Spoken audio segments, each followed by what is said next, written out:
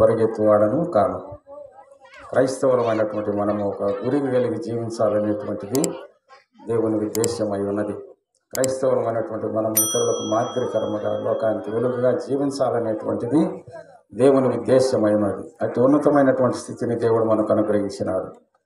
మన సహోదరులు, పెద్దలు, ఆత్మీయులు కదుపూరి పెద్దకోట్లింగమయ్య గారి జ్ఞాపకార్థ కూడికలో ఇక్కడ చేరినటువంటి ప్రతి బిడ్డ దేవుని వాక్యాన్ని మరి అనర్గళంగా చదవగలిగినటువంటి వారు, చదివి నెమరు వేసుకున్నటువంటి వారు కనుక, సమయము కాలాతీతమై ఉన్నది కనుక 3 విషయాలు జ్ఞాపకం చేస్తాను. పరిశుద్ధ గ్రంథంలో 3 విషయాలను జ్ఞాపకం చేసి ముగిస్తాను. మరి కీర్తనాకారుడు అంటున్నాడు 147వ కీర్తన 3వ అధ్యాయంలో 3వ వచనంలో, గుండె చెదిరిన వారిని ఆయన బాగు చేయవాడు, ఆయన గాయములు కట్టువాడు. గుండె చెదిరిన వారిని ఆయన బాగు చేయవాడు, వారి గాయములు కట్టువాడు. కనుక ఈ మధ్యాహ్న కాల సమయంలో కోట్లింగమయ్య గారు మరణించి 10-15 దినములై ఉన్నది. మరి భార్య బిడ్డలు, కోడళ్ళు, మనవళ్ళు, మనవరాళ్ళు, కుమారులు, బంధువులు అనేక మంది వేదనతో ఉంటున్నారు. అయితే దేవుని వాక్యం వారిని ధైర్యపరుస్తుంది. గుండె చెదిరినటువంటి వారిని నేను బాగు చేస్తాను, వారి గాయాన్ని నేను కడతానంటున్నాడు. ఆ వాస్తవ సత్యాన్ని మన హృదయంలో భద్రపరుచుకొని మీరు ధైర్యముగా ఉండాలనేటువంటిది మొట్టమొదటి విషయం.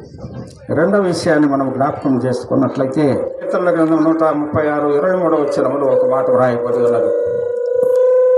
ఆయన మనలను దీనస్థితిలో ఉన్నప్పుడు మనలను మరిచిపోడు అనేటువంటి విషయాన్ని ఇక్కడ జ్ఞాపకం చేస్తున్నాడు. గుండె చెదిరిన వారిని ఆయన జ్ఞాపకం చేసుకుంటున్నాడు. వారి గాయాలను కడతానని మనకు వాగ్దానం చేస్తున్నాడు. రెండవదిగా, నీవు దీనస్థితిలో ఉన్నప్పుడు నేను నిన్ను మరచిపోను అని వాగ్దానం చేస్తున్నాడు. ఎంత గొప్ప వాగ్దానం ప్రియమైనటువంటి దేవుని బిడ్డలారా! మనము దీనస్థితిలో ఉన్నప్పుడు మన బంధువులు, రక్త సంబంధికులు అనేక మంది కొంతకాలము మనల్ని ఆదరిస్తారు. గుండె చెదిరినటువంటి మనల్ని కొంతకాలము ప్రేమిస్తారు, ఆదరిస్తారు. అంతకంటే ఎక్కువ వారు చేయలేరు. కారణం ఏమిటంటే వారికి అనేకమైనటువంటి బాధ్యతలు ఉన్నాయి. అయితే మనము నమ్మినటువంటి యేసు ప్రభువు గొప్ప వాగ్దానం చేస్తున్నాడు. గుండె చెదిరిన వారిని నేను బాగు చేస్తాను, వారి గాయాలను కడతాను. రెండవదిగా, నువ్వు దీనస్థితిలో ఉన్నప్పుడు నేను నిన్ను మరచిపోను. కనుక దీనస్థితిలో ఉన్నటువంటి, దిగులు పడి కృషించి తల్లి లేనటువంటి లోటు, తాత లేనటువంటి లోటు, భర్త లేనటువంటి లోటు, మరి ఇన్ని విధాలుగా బిడ్డలు, కుటుంబీకులు బాధపడుతున్నారు కనుక మీరు నిర్భయముగా ఉండమని దేవుడు వాగ్దానం చేస్తున్నాడు. చేసిన వాగ్దానాన్ని నెరవేర్చగలిగిన శక్తి కలిగిన దేవుడు మీకు అండగా ఉంటాడు. కాబట్టి ఇంకొక విషయాన్ని నేను చెప్పి ముగిస్తాను ప్రియమైనటువంటి దేవుని బిడ్డలారు. అయితే ఈ వాగ్దానాన్ని అనుభవించే వాళ్ళు ఎవరంటే, క్రీస్తు రక్తములో కడగబడి ప్రభువును సొంత రక్షకునిగా అంగీకరించి ప్రభువు సంఘములో చేర్చబడి రక్షణ పొంది మరణించేంత వరకు నమ్మకముగా జీవించేటువంటి వారికి ఈ వాగ్దానము ఖచ్చితముగా వారికి దేవుడు చేస్తున్నాడు.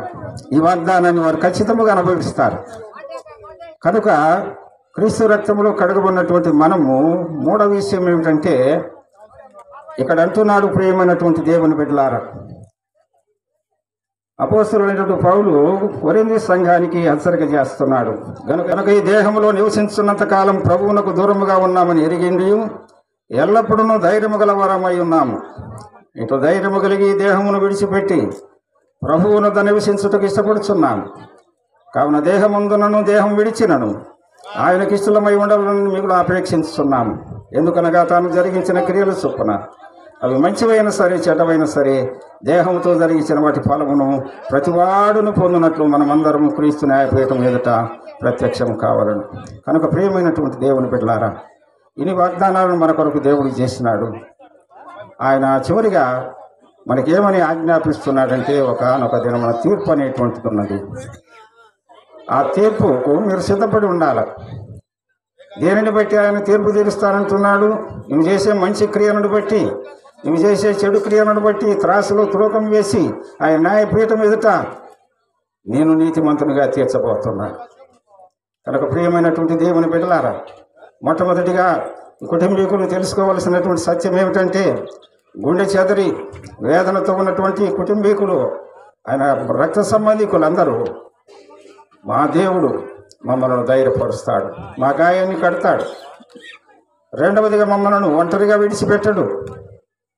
కాబట్టి ఇంత వాగ్దానం చేసినటువంటి దేవునికి మేము నమ్మకముగా జీవించాలని చెప్పి దేవునికి ఇష్టమైనటువంటి క్రియలు చేస్తూ ఆ న్యాయపీఠం మీదట న్యాయ తీర్పులో మంచి తీర్పును పొంది, బలా మంచి నమ్మకమైనటువంటి దాసులని ప్రభువు చేత తీర్పు పొంది పరలోక పట్టణంలో ఆయనతో పాటు వెళ్ళి నిత్యానందాన్ని పొందాలని వాగ్దానం చేస్తున్నాడు. కనుక వాగ్దానాన్ని వారే కాదు, ఇక్కడ ఉన్నటువంటి ప్రతి ఒక్కరూ మరి పొందేదానికి ఈ 3 పనులను మనము జ్ఞాపకం చేసుకొని ప్రభువు ద్వారా రక్షణ పొంది యేసుక్రీస్తును సొంత రక్షకునిగా అంగీకరించి ఆయన సంఘములో చేర్చబడి మరణించేంతవరకు నీతిగా జీవించాలని ప్రభు పేట మీకు మనం చేస్తూ వాగ్దానాలను పొందాలని మరి ఒకసారి మీకు మనం చేస్తూ మరి